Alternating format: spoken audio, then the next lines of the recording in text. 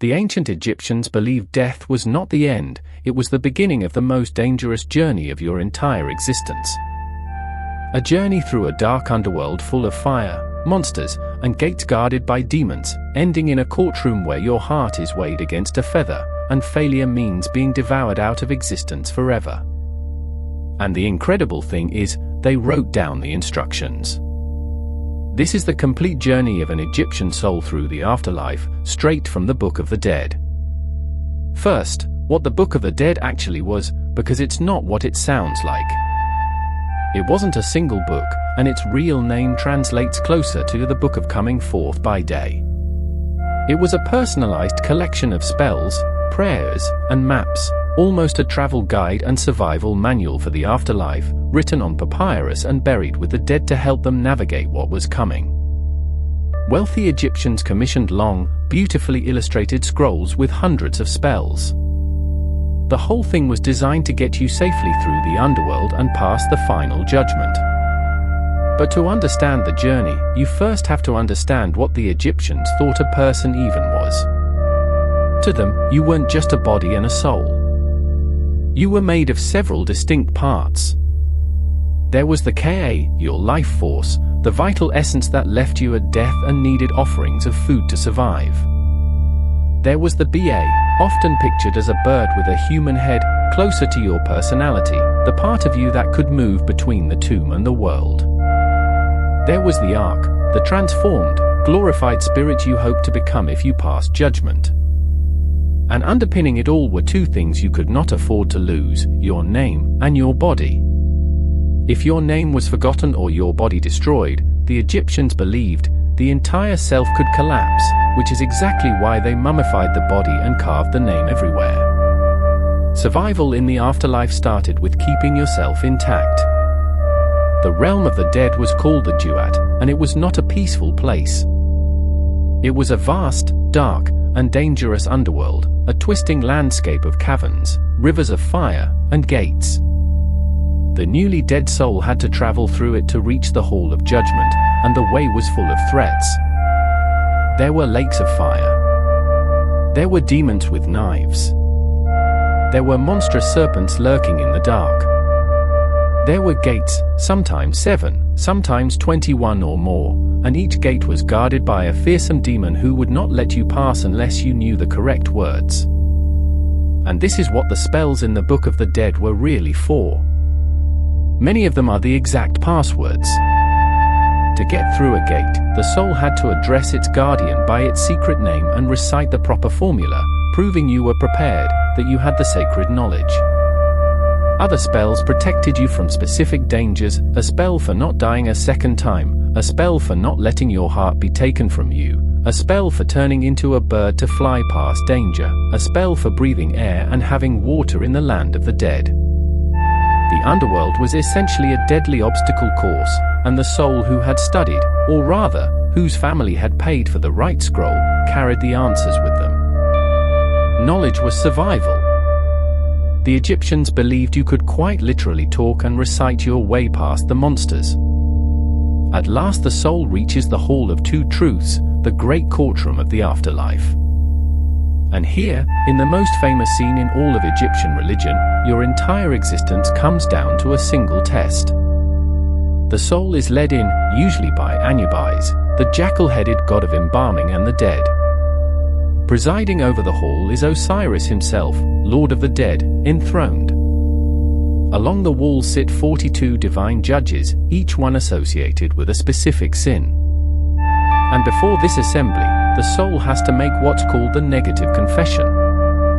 One by one, the soul declares its innocence. I have not stolen. I have not killed. I have not lied. I have not caused anyone to weep. I have not stolen the offerings of the gods. 42 declarations, one for each judge. But words can be lies, so comes the true test.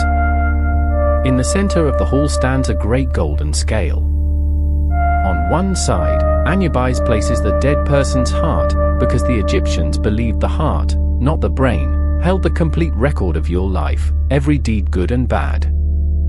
and on the other side of the scale, he places a single feather, the feather of Ammit, goddess of truth, justice, and the fundamental order of the universe.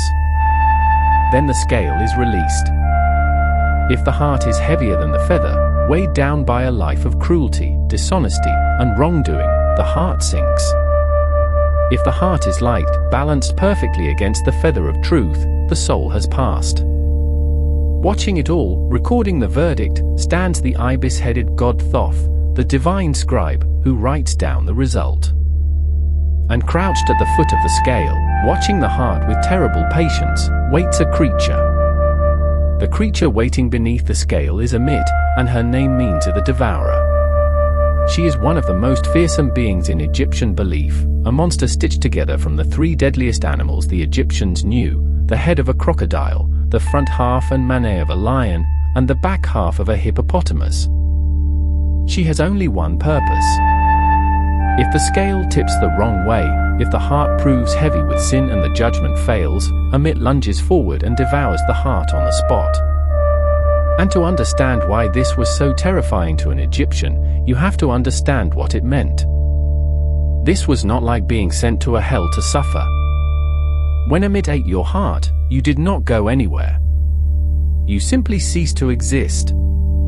Completely.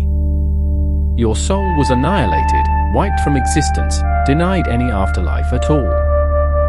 The Egyptians called this the second death, and it was the worst fate they could conceive of. Eternal non-existence. To a culture that built massive tombs and spent fortunes preparing for eternal life, the idea that you could be erased entirely, that all your preparation could end in being swallowed by a monster and simply gone, was the ultimate horror.